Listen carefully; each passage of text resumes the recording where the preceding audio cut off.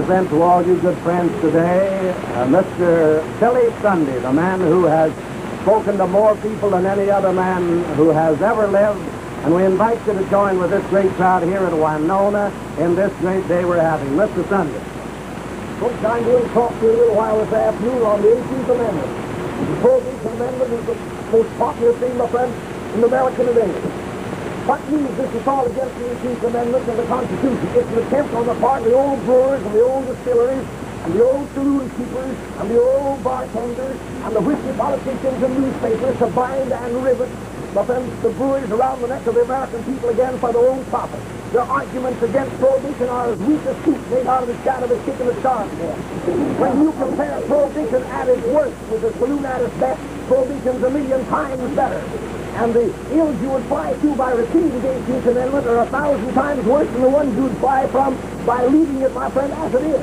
Oh, I know that great anti-prohibition volcano in the United States, aroused and directed by the enemies of prohibition and Americanism, is vomiting forth a political lava and corruption in a current that's broad and deep and wide and speaking with frightful destruction over our land, and bidding fair to leave no office, shop, store, factory, farm, school, or college that is not scarred by its damnable blight, while riding upon its bosom like the demons of hell are the political enemies, taunting and sneering and jeering at those that dare resist its damnable blight. I may be crushed by it, but bow to it I never will. Oh, history tells us many free countries have lost their liberty. America may lose hers.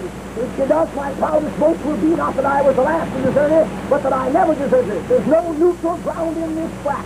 It's war to the knife and knife to the hilt. I absolutely refuse to vote for any man, for mayor, for governor, for representative, for senator, or for president, who is hostile to and will not openly support the 18th Amendment or all other amendments, no matter what political party. No matter what political party he may belong to, and will not openly support the 18th Amendment or any other amendment of the Constitution. Someone said to me the other day, oh, prohibition interferes with my personal liberty. Personally, every law in the statute book interferes with the liberty of the crook that wants to break it. It don't interfere with my liberty because I keep it.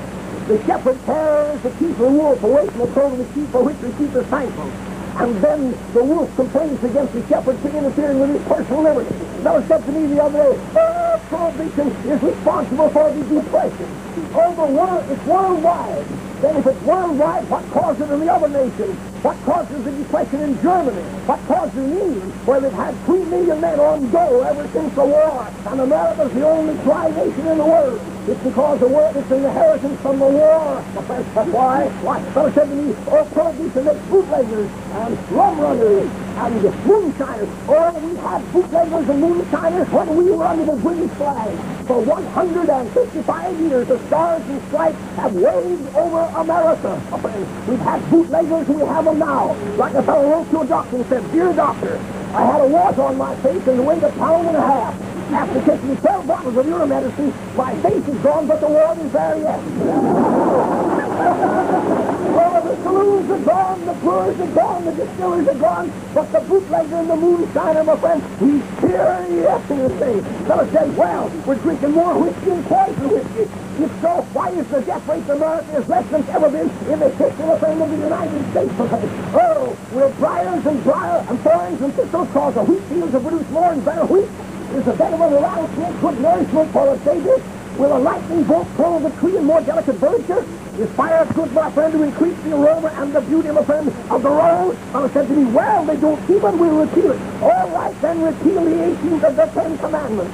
They don't keep the 10 Commandments. They lie, they steal, they commit adultery, they murder, and yet you know without the 10 Commandments there'd be no civilization.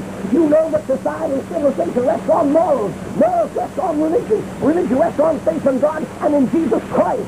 Over the Mexican border 1,500 miles long, and the Canadian border 3,000 miles long, and the Atlantic and the Pacific border 5,000 miles long, and Bermuda just next door, and the most thoroughly organized gang of subs and cutthroats on the hunger this side of hell. It's no easy job, I want to tell you. A leading lawyer in Chicago said the other day that 90% of the rum runners, the hijackers, the bootleggers, my friends, from the riffraff of the earth, they are born of foreign parents. And that 70% of them have never been naturalized.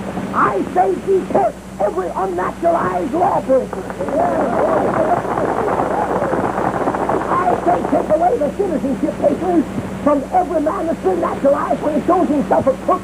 And on second offense, deport him also. America's going to be run by Americans, cost what it will. And whenever a man, I accept with them and stand with open arms, welcome any man from any country.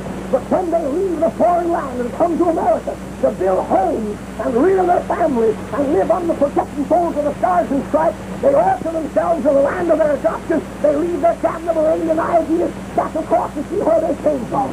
America is no place for a dissenter to live in. And there's no place beneath the Stars and Stripes for the arm that will not be sent at hand for from the heart that doesn't love it in the world. No.